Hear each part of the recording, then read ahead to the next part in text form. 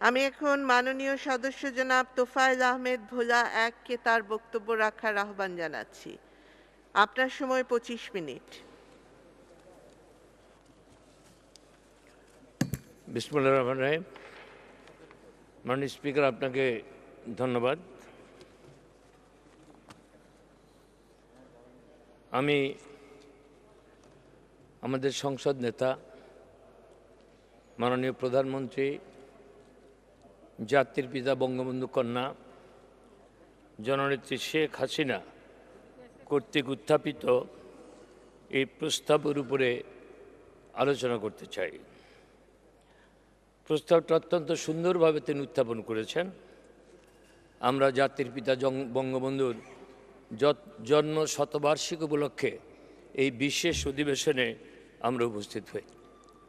আমি শুরুতে সর্বকালের সর্বশ্রেষ্ঠ বাঙালি জাতির পিতা বঙ্গবন্ধু, যার জন্ম না হলে আজও আমরা পাকিস্তানের দাসত্বের নিগড়ে আবদ্ধ থাকতাম, সেই ইতিহাসের মহামানব, দুনিয়ার নির্যাতিত নিপীড়িত মানুষের শ্রেষ্ঠ বন্ধু জাতির জনক বঙ্গবন্ধুর স্মৃতির প্রতি গভীর শ্রদ্ধা নিবেদন করছে। জাতীয় চার নেতা, 15ই আগস্ট যারা শহীদ হয়েছেন, বঙ্গমাতা সহ তাদের প্রতি, 30 লক্ষ শহীদ, 2 লক্ষ মা বোন, তাদের প্রতি আবার বিনম্র শ্রদ্ধা জ্ঞাপন করছি। মাননীয় স্পিকার, আপনি জানেন জাতির জনক বঙ্গবন্ধুর জন্ম না হলে আমরা আজও পাকিস্তানের দাসত্বের নিগড়ে আবদ্ধ থাকতাম। ইতিহাসের সেই মহামানব, যার নেতৃত্বে আজ আমরা স্বাধীন। মাননীয় প্রধানমন্ত্রী তার প্রস্তাবে অত্যন্ত সুন্দরভাবে সেই কথাগুলো উত্থাপন করেছেন। আমি বঙ্গবন্ধু পাকিস্তান প্রতিষ্ঠার পরেই উপলব্ধি করেছিলেন যে এই পাকিস্তান বাঙালিদের জন্য হয় নাই। একদিন বাংলার ভাগ্য নিয়ন্তা বাঙালিদেরকে হতে হবে, সেই লক্ষ্য সামনে নিয়ে তিনি ছাত্রলীগ প্রতিষ্ঠা করেছিলেন, আওয়ামী লীগ প্রতিষ্ঠা করেছিলেন এবং ভাষা আন্দোলনের মধ্য দিয়ে বাঙালি জাতীয়তাবাদের উন্মেষ ঘটিয়েছিলেন। 1954 সনের যুক্তফ্রন্ট নির্বাচন,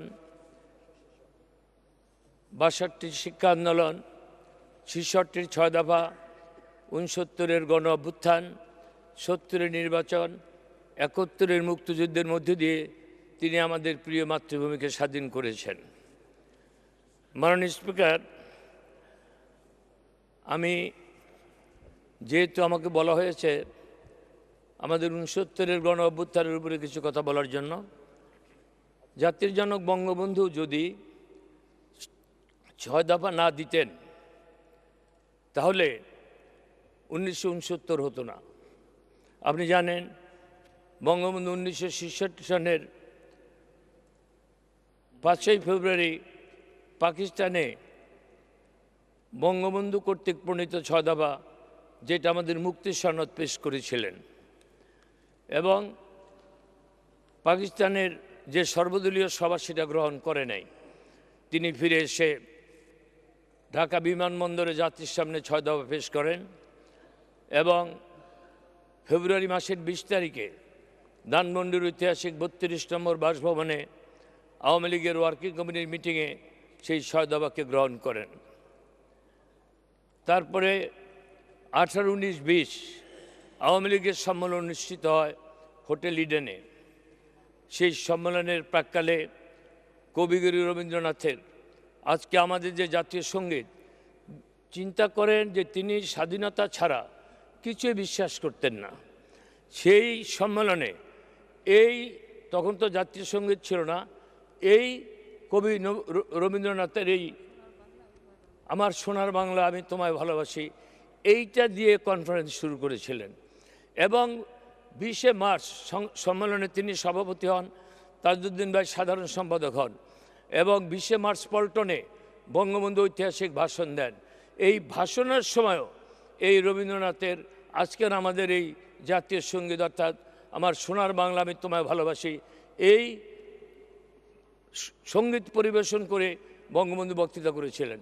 বঙ্গবন্ধু বক্তৃতা বলেছিলেন, 6 দফা নিয়ে আমি অনেকের কাছে গিয়েছি, কেউ আমার 6 দফা সমর্থন করে নাই।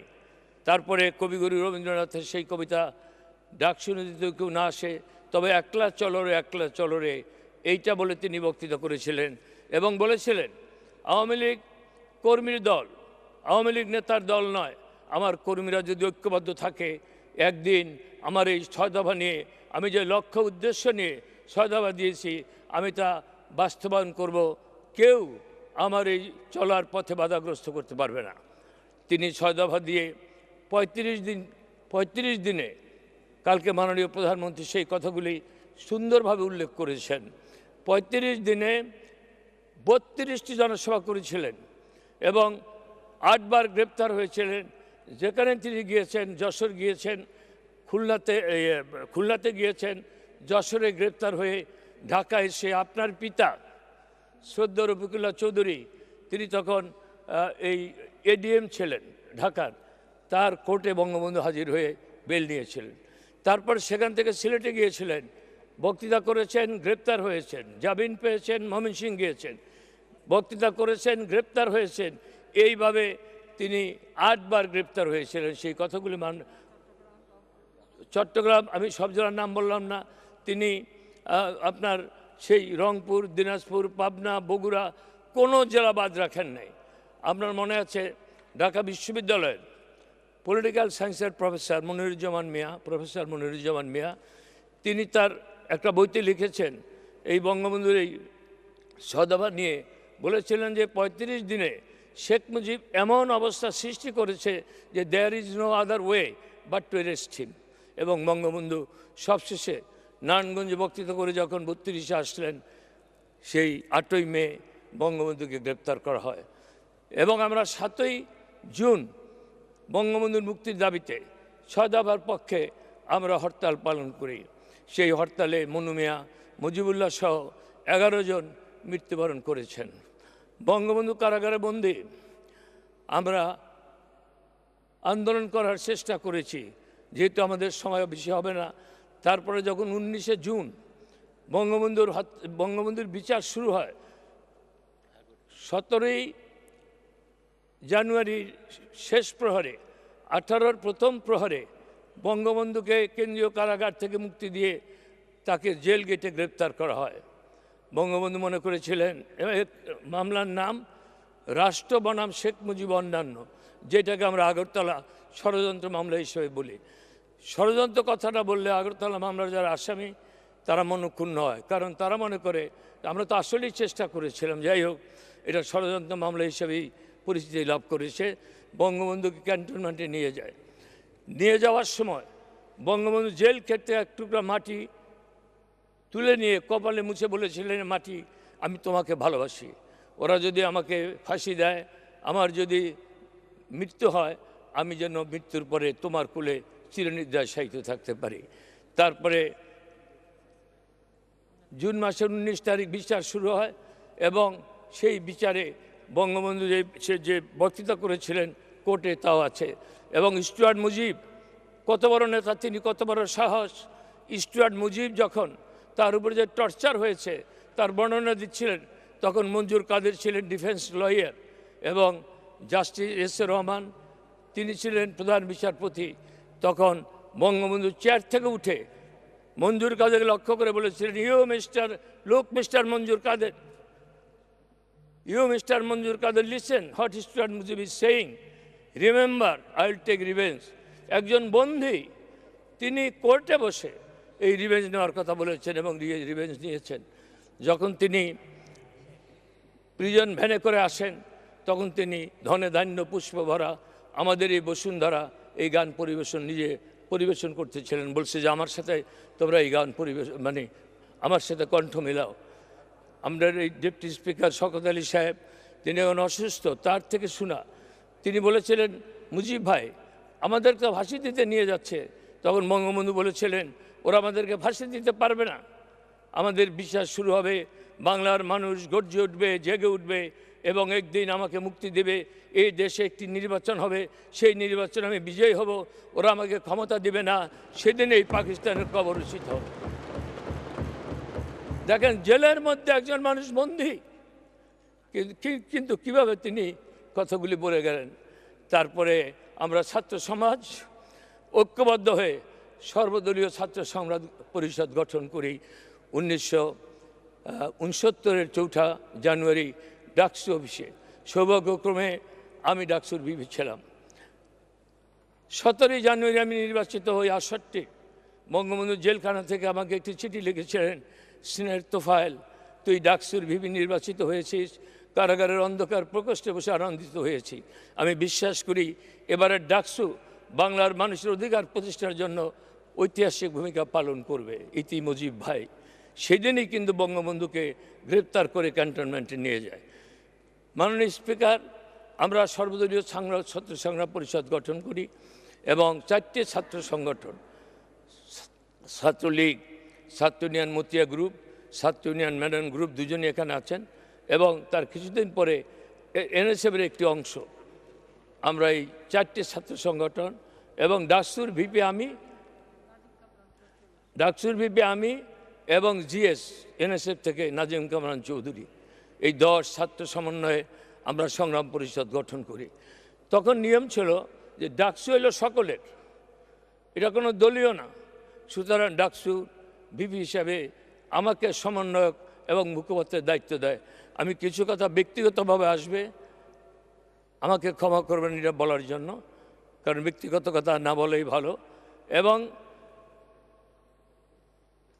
প্রত্যেকটা মিটিংয়ে আমি সমন্বয়ক মুখপাত্রের দায়িত্ব পালন করি। প্রথম আমরা ঢাকা বিশ্ববিদ্যালয়ের বটতলায় আমাদের শ্রদ্ধেয় নেত্রী, সংসদ নেতা, আমাদের প্রিয় নেত্রী মাননীয় প্রধানমন্ত্রী শেখ হাসিনা প্রত্যেকটা আন্দোলনে তিনিও ভূমিকা পালন করেছেন। কলাভবনের টেবিলের উপর দাঁড়িয়ে আমরা বক্তৃতা করেছি। 10 জন বক্তৃতা করার পরে আমরা 44 ধারা ভাঙার সিদ্ধান্ত নিয়েছি।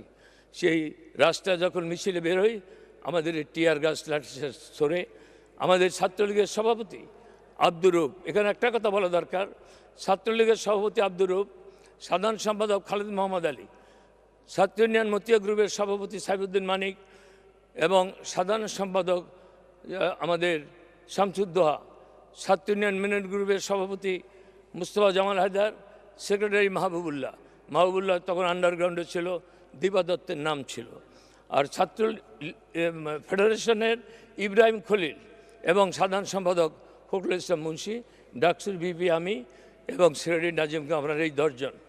তারা সকলেই কিন্তু আমার থেকে বড় নেতা ছিলেন। কিন্তু আমার সৌভাগ্য যে আমি মুখপাত্রের দায়িত্ব পালন করে সবাই সভাপতিত্ব করি, সভা পরিচালনা করি, সমন্বয়কের দায়িত্ব পালন করি। সেই জন্য প্রচার প্রভাগান্ডা আমার সমাজ এত বেশি হয়েছে।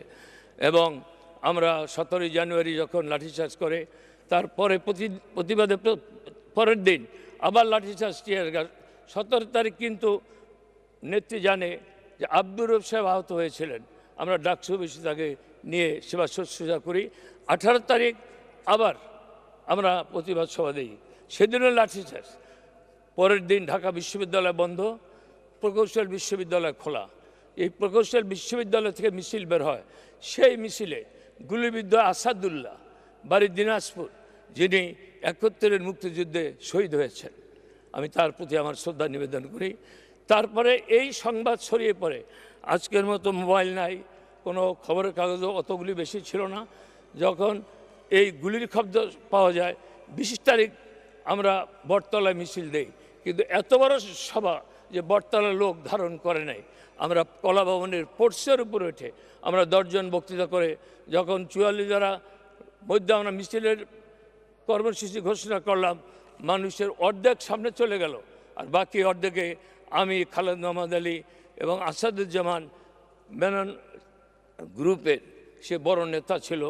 সেই আমরা যখন মেডিকেলের সামনে যাই, আমরা 3 জন একসাথে, আরও অনেকেই, হঠাৎ সেই গুলিবিদ্ধ হয় আসাদের বুকে।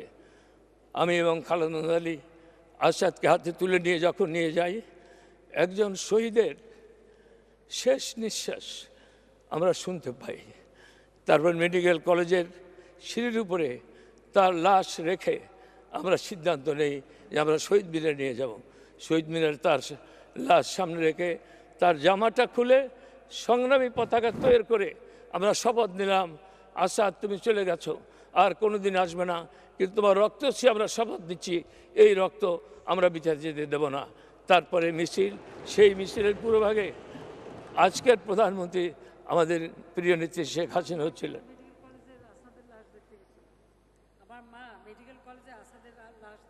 বঙ্গমাতা মেডিকেল কলেজ আসাদের লাশ দেখতে গিয়েছিলেন।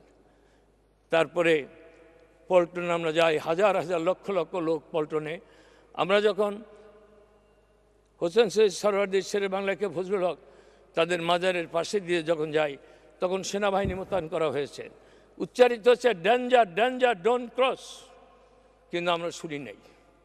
আমরা পল্টনে গেলাম, লক্ষ লোক, সেখানে যে গাছের বেড়া দেয় ইট দিয়ে, তার উপরে কোনো মাইক নাই। আমি 3 দিনের কর্মসূচি ঘোষণা করি। 21 তারিখ হরতাল, 22 তারিখ কালো ব্যাস কালো পতাকা ধারণ, 23 তারিখ মশাল মিছিল, 24 তারিখে 2টা পর্যন্ত হরতাল। মাননীয় স্পিকার 21 তারিখ সফল হরতাল হয়ে গেল।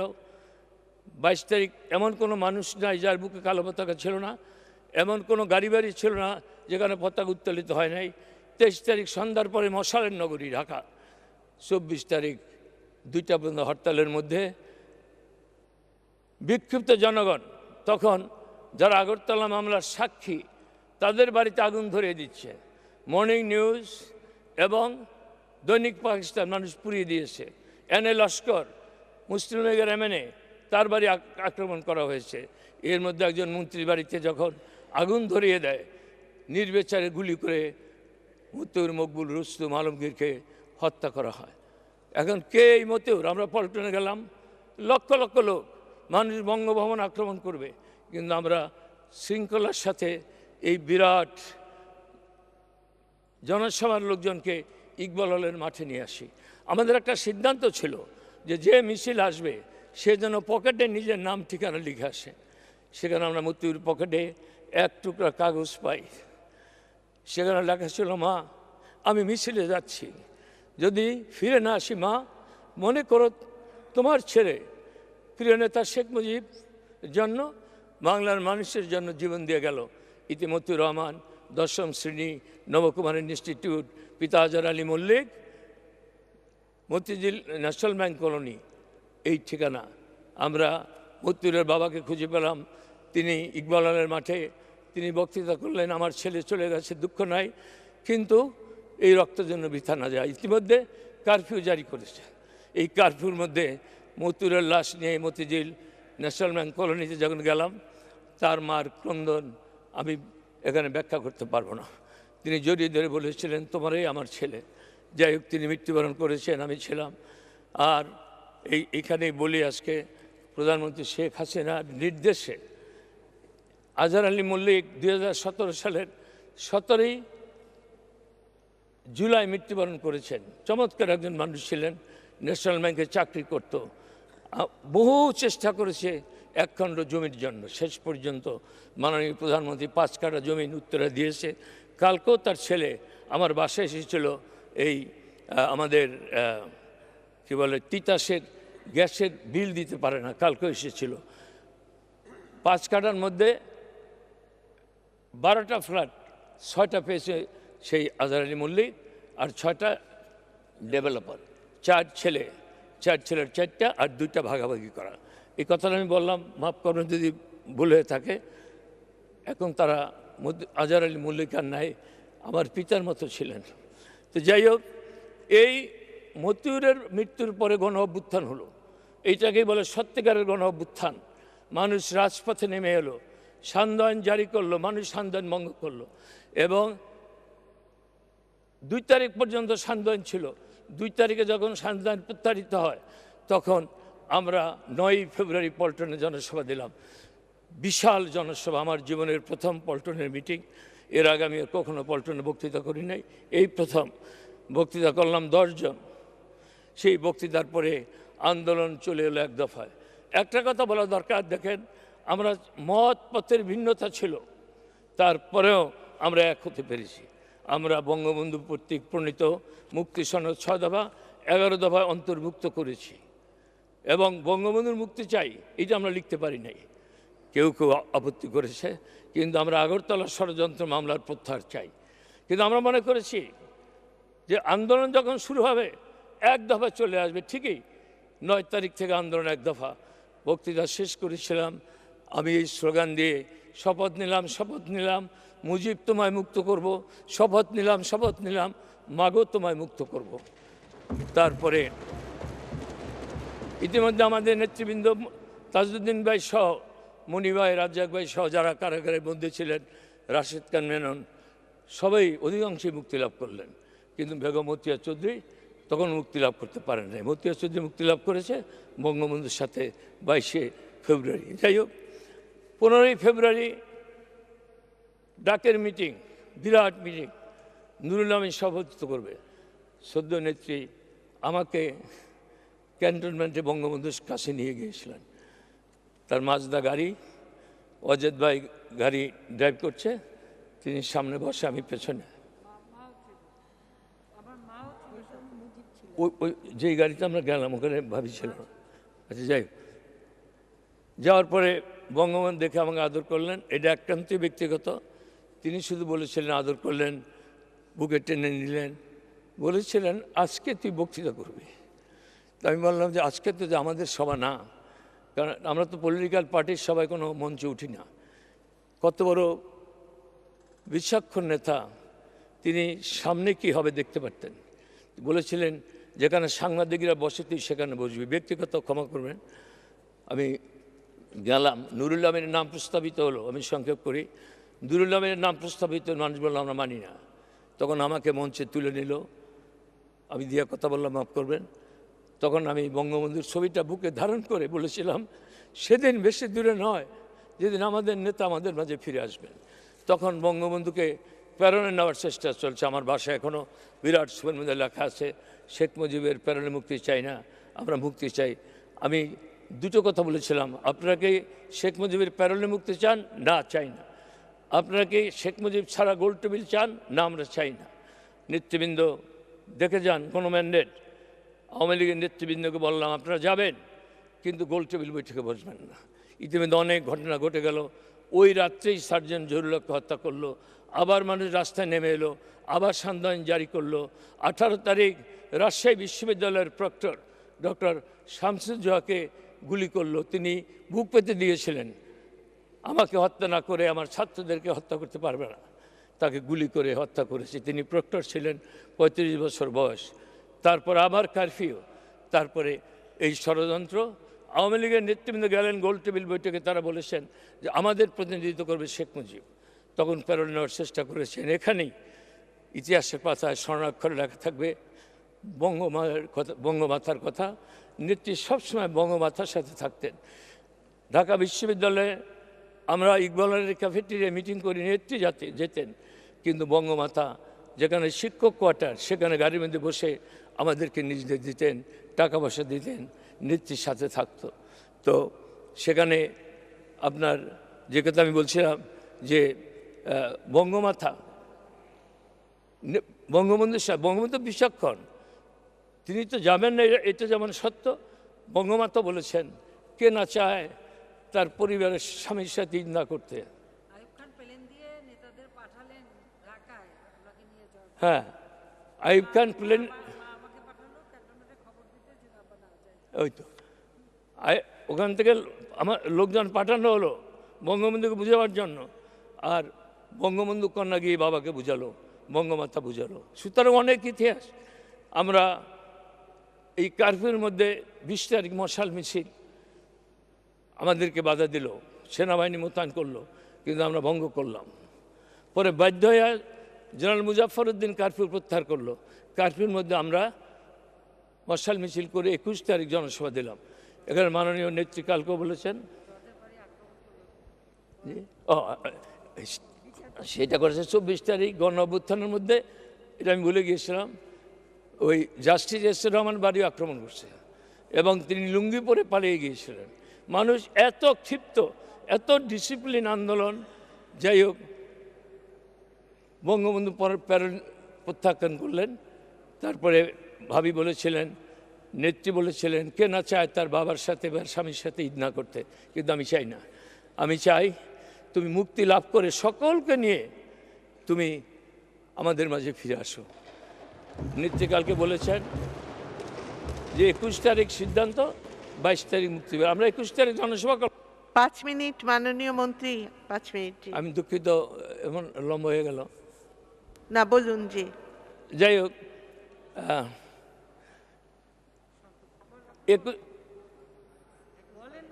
আচ্ছা, 21 তারিখ আমরা জনসভা করলাম পল্টনে, বিশাল জনসভা। সেখানে আমরা 24 ঘন্টা আলটিমেটাম দিলাম। 24 ঘন্টার মধ্যে প্রিয় নেতা শেখ মুজিবকে মুক্তি দিতে হবে। ঠিকই নেত্রী বলেছেন কালকে, এটা অবশ্যই আমার জানা নেই, যে 21 তারিখেই সিদ্ধান্ত হলো, 22 তারিখে বঙ্গবন্ধুকে 21 তারিখ মামলা প্রত্যাহার হলো, 22 তারিখ বঙ্গবন্ধুকে 32-এর বাসভবনে পৌঁছে দিল। আমি দূরে ছিলাম, বঙ্গবন্ধু অপেক্ষা করতেছিলেন, মাফ করবেন।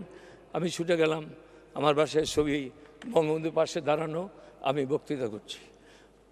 পল্টন ভরে গেল, লক্ষ লক্ষ লোক। বেগম মতিয়া চৌধুরী, মণি সিংহ, বঙ্গবন্ধু একই দিনে মুক্তি লাভ করেছিলেন। পল্টন ভরে গেল। আমরা বঙ্গবন্ধুকে নিয়ে একটি খোলা জিপে পল্টনের দিকে যাচ্ছি, কিন্তু হঠাৎ আমরা সিদ্ধান্ত নিলাম যে পল্টনে না, আগামীকাল, তখন রেসকোর্স ময়দানে আমরা গণসংবর্ধনা দেব। বঙ্গবন্ধুকে আমরা শিক্ষা ভবনের থেকে শেরেবাংলা নগর হয়ে 32-এ পৌঁছে দিয়ে আমি পল্টনে গিয়ে ঘোষণা দিলাম যে আগামীকাল গণসংবর্ধনা হবে হোসেন শহীদ আমাদের রেসকোর্স ময়দানে। তারপরে রাষ্ট্রপতি মেনন সাহেব এখানে আছেন, যে 22 তারিখ রাত্রে ইকবাল আলীর প্রভোস্টের অফিসে আমরা এই মিটিং করলাম, কালকের মিটিং নিয়ে কে বক্তৃতা করবে, কে ইত্যাদি। মেনন সাহেব প্রস্তাব করলেন ভাসানী সাহেব বক্তৃতা করতে হবে, আবার মতিয়া গুরু প্রস্তাব করলো মণি সিংহের বক্তৃতা দিতে হবে।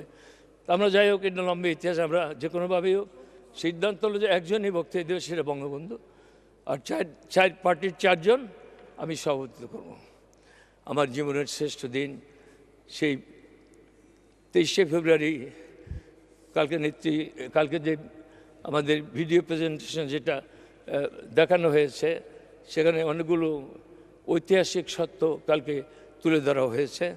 সেখানে আমার সভাপতিত্বে সভা শুরু হয়। 4 নেতা বক্তৃতা করার পরে আমি সভাপতি হিসাবে আগে বক্তৃতা করি, বলি যে আজকের সভা এমন এক মহান নেতা যার পরে বক্তৃতা দেওয়া সম্ভব না, তাই আমি সভাপতির ভাষণ আগে দিতে চাই। মানুষ হাত তুললো, 10 লক্ষাধিক লোক, 20 লক্ষাধিক হাত। আমি বঙ্গবন্ধুর সামনে কত বড়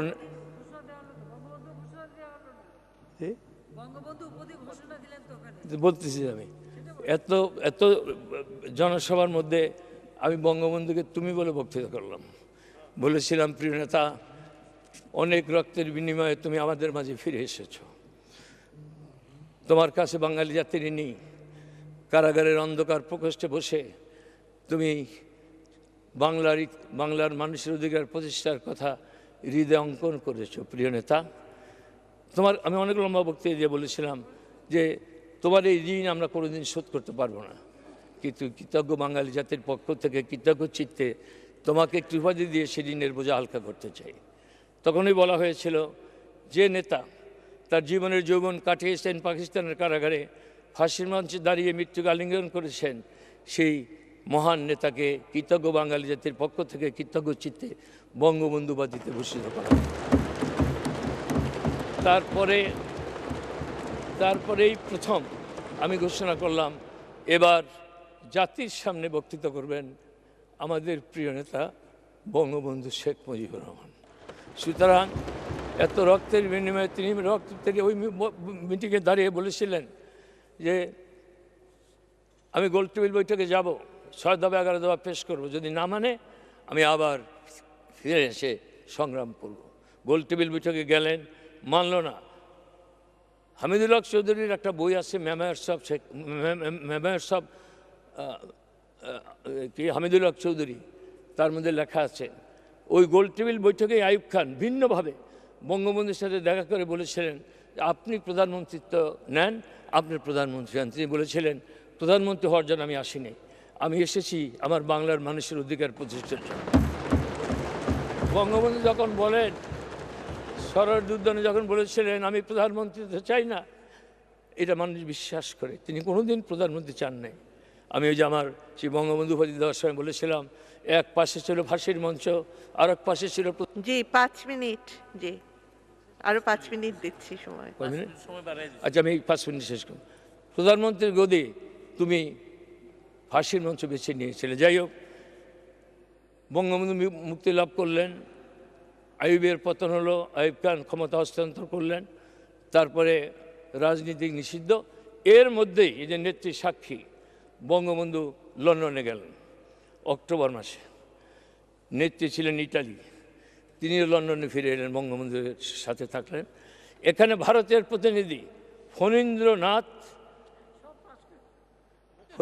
ব্যানার্জি, তার সাথে না পরিকল্পনা ছাড়া তার হয় নাই। আপনি গেলেন, দিল্লি গেলেন, যাই আমরা প্রধানমন্ত্রী হয়ে গেলাম বা ক্যাবিনেট গঠন করলাম, তা তো না। এগুলি জাতির পিতার সব পূর্ব পরিকল্পিত। বঙ্গবন্ধু তো বর্ডার ক্রস করে ত্রিপুরাও গিয়েছিলেন বাসা স্টেশনে। যাই হোক, তিনি পরিকল্পনা করলেন, আমাদেরকে এসে বললেন, আমি আরেকটু কথা আছে, আমাকে এসে বললেন যে 25 জন তৈরি করো, তোমরা যাবা, ট্রেনিং নিবা। In the meantime Yahya Khan election ঘোষণা করার পরে আমাদেরকে বললেন, না তোমরা এখন কাজ করো, অন্য কাজ করো। যাই হোক, আমরা বঙ্গবন্ধু ফিরে এলেন, অনেকগুলো প্রোগ্রামও করলেন। ওই যে বঙ্গবন্ধুর প্রতিদিন এটাতে দেখায় যে অক্টোবর মাসের 4 তারিখ, নভেম্বরের 4 তারিখ কী করেছেন, মিটিং করেছে, ইত্যাদি ইত্যাদি। যাই হোক, মাননীয় স্পিকার, আমরা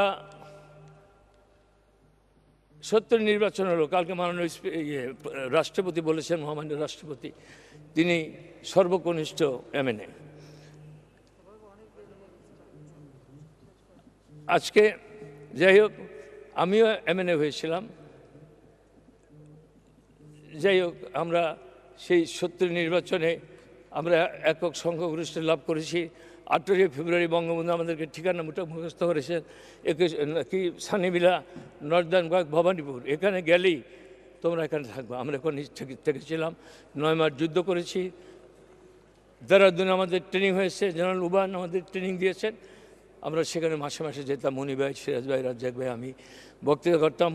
বঙ্গবন্ধু মুজিব আপনি কোথায় আছেন, কেমন আছেন আমরা জানি না, কিন্তু যতক্ষণই বাংলাদেশকে আমরা হানাদার মুক্ত করতে না পারবো, ততক্ষণ মায়ের কুলে ফিরে যাব না। ঠিকই আমরা 16 ডিসেম্বর হানাদার মুক্ত হলো, শেষ করতে, হানাদার মুক্ত হলো এবং আমরা স্বাধীনতার স্বাদ পেলাম না, যেটা প্রধানমন্ত্রী লিখেছেন।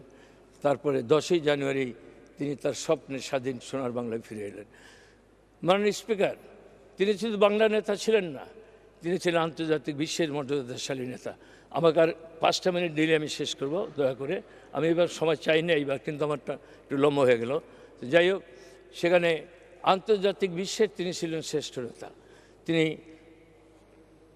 6 ফেব্রুয়ারি কলকাতা গেলেন, শ্রীমতী ইন্দিরা গান্ধী বিমানবন্দর অভ্যর্থনা জানালেন। তারপরে 20 লক্ষ লোকের সামনে বক্তৃতা করলেন ঘরের মাঠে। শেষ করেছিলেন এই কথা বলে, রিক্ত আমি নিঃস্ব, আমি দেবার কিছু নাই, আছে শুধু ভালোবাসা, দিয়ে গেলাম তাই। তারপরে রাজভবনে মিটিং হলো, সেখানে বঙ্গবন্ধু ইন্দিরা গান্ধীকে দাওয়াত দিল, আপনি আমার বাংলাদেশ সফর করবেন 17 মার্চ আমার জন্মদিনে, কিন্তু আপনি যাওয়ার আগে বাংলাদেশের মাটি থেকে যেন ভারতীয় সেনাবাহিনী প্রত্যাহার করা হয়। শ্রীমতী ইন্দিরা গান্ধী রাজি হলেন এবং 12 তারিখ বিদায়ী কুচকাওয়াজের মাধ্যমে বঙ্গবন্ধুকে বিদায়ী কুচকাওয়াজের মাধ্যমে সম্বর্ধনা জানিয়ে ভারতীয় সেনাবাহিনী চলে গেল। তারপরে 5ই মার্চ তিনি গেলেন সোভিয়েত ইউনিয়ন। একজন নেতা কত বড় নেতা হতে পারেন? বিমানবন্দরে অ্যালেক্স কোসিগিন অভ্যর্থনা জানালেন। ক্রেমলিনে যাওয়ার পরে সেই Podgorny president, secretary general Leonid Brezhnev এবং এলিস কোসিগিন, পররাষ্ট্রমন্ত্রী আদ্র ভৌমিকো। পৃথিবীর ইতিহাসে নাই যে ক্রেমলিনে সমস্ত সর্বোচ্চ নেতৃবৃন্দ একজন নেতাকে সম্বর্ধনা, সেটা বঙ্গবন্ধু। তারপরে 27শে জুলাই আমরা গেলাম যুগোস্লাভিয়া। মার্শাল টিটো এবং জামাল বিয়েদিস, প্রেসিডেন্ট প্রধানমন্ত্রী, দুজনেই বঙ্গবন্ধুকে বিমানবন্দর অভ্যর্থনা জানালো। সেখান থেকে গেলাম আমরা কানাডা। পিয়ারে টুরু বঙ্গবন্ধুকে বিমানবন্দর অভ্যর্থনা জানালো। কমনওয়েলথ কনফারেন্সে আমরা সদস্য হলাম। আমাদের 31 নম্বর, তখন 32টা দেশ, বাহামা হলো 32, সেখানে আকর্ষণের কেন্দ্রবিন্দু ছিল বঙ্গবন্ধু শেখ মুজিব। আজকে যে কানাডার প্রধানমন্ত্রী পিয়ারে টুডুর ছেলে জাস্টিন ট্রুডো, তার বয়স তখন 1.5-2 বছর, সেই 2 বছরের বাচ্চা কোলে নিয়ে তিনি কনফারেন্সে এসেছিলেন, সে ছবি। জি, 5 মিনিট। যাই হোক, মাননীয় স্পিকার, তারপরে সেখান থেকে বঙ্গবন্ধু 74 সালে ইসলামিক সম্মেলনে গেলেন। বঙ্গবন্ধু যেন সম্মেলন স্থগিত ছিল এবং বঙ্গবন্ধু কন্ডিশন দিয়েছিলেন, আমার স্বীকৃতি না দিলে আমি যাব না। 22 তারিখ স্বীকৃতি দিলেন, 23 তারিখ ইসলামিক সম্মেলনে গেলেন। আকর্ষণের কেন্দ্রবিন্দু জাতির পিতা বঙ্গবন্ধু। তারপরে জাতিসংঘে বঙ্গবন্ধুর ঐতিহাসিক ভাষণ 25শে মার্চ, 25শে সেপ্টেম্বর, 17ই সেপ্টেম্বর স্বীকৃতি দিল, একটা ঐতিহাসিক ভাষণ দিলেন বাংলায়। বাংলা ভাষার প্রতি বঙ্গবন্ধু যে মমত্ববোধ, আজকে আমি মাননীয় প্রধানমন্ত্রী, আপনি এখানে বঙ্গবন্ধুর অসমাপ্ত আত্মজীবনীতে আপনাকে বলছে হাসুন, যে আপনি বঙ্গবন্ধু যখন বাড়ি যেত আপনি বঙ্গবন্ধুর কোলে থাকতেন এবং আপনাকে রেখে বঙ্গবন্ধু যেতে পারতেন না। পরে বঙ্গবন্ধু দিনের বেলা না এসে রাত্রিবেলা ওই একটা আন্দোলনের সময় বঙ্গবন্ধু গিয়ে এই যে লিটন চৌধুরী, তাদের বাড়িতে 7 দিন ছিলেন এবং এখানে যে কি শামসুদ্দিন চৌধুরী বোধহয়, উনি বঙ্গবন্ধুর বন্ধু ছিলেন, ইত্যাদি অনেক লম্বা ইতিহাস।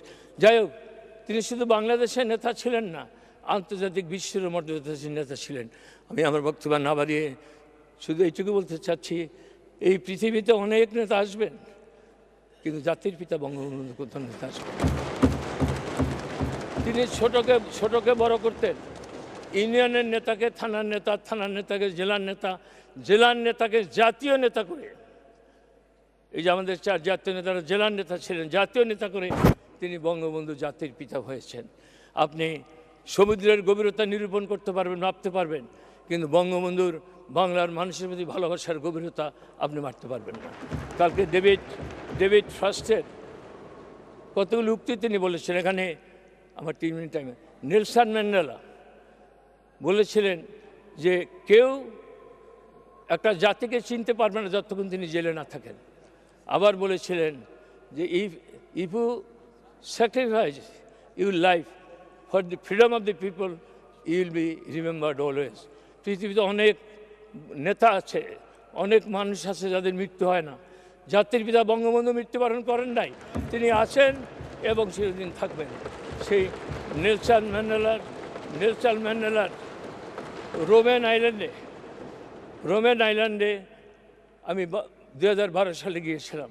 তিনি 27 বছর জেলে ছিলেন, একটা কক্ষে ছিলেন 18 বছর। সেই কক্ষের মধ্যে আমি দেখলাম যে একটা কম্বল বিছানো, আর একটা কম্বল ভাঁজ করা গায়ে দেয়, আর একটা ছোট্ট টেবিলের উপরে একটা থালা এবং একটা বাটি। বঙ্গবন্ধু তার কারাগারে রোজ নামসায় লিখেছেন, থালা বাটি কম্বল জেলখানার সম্বল।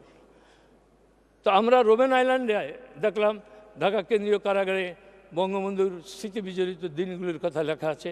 ক্যান্টনমেন্ট আমরা মিউজিয়াম করেছি, কিন্তু মেয়ান আলী কারাগারে কালকে যে বঙ্গবন্ধু বলেছিলেন যে আমাকে হত্যা করে এখানে না, বঙ্গবন্ধু যে বক্তৃতার 10ই মার্চ দিলেন, ঠিকই আমরা ইসলামিক সম্মেলনে যাওয়ার পর মেয়ান আলী কারাগারের জেল সুপার হাবিব আলী বঙ্গবন্ধুর সাথে দেখা করতে এসেছিলেন।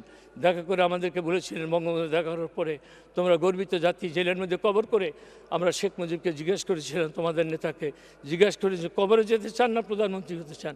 তিনি উত্তর দিয়েছিলেন, আমাকে প্রধানমন্ত্রী লোভ তোমরা দেখে, আমি প্রধানমন্ত্রী হতে চাই না।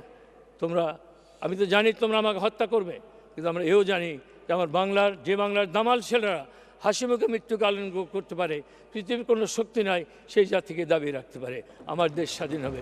শুধু বলেছিলেন যে আমাকে হত্যা করে এখানে না, আমার লাশটা আমার দেশের মানুষের কাছে পৌঁছে দিও কাল। বঙ্গবন্ধু নিজের কণ্ঠে আপনারা সেই কথা শুনেছেন।